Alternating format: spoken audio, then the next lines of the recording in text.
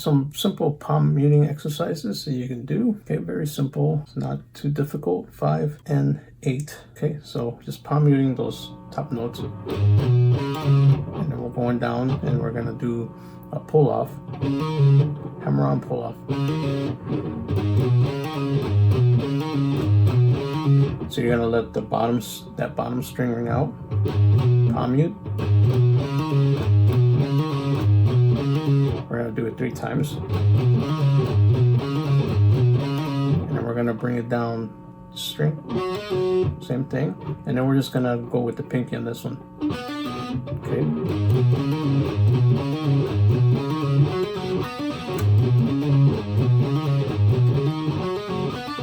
Okay, very easy to do. Just go slow in the beginning and then work it up so you get it faster.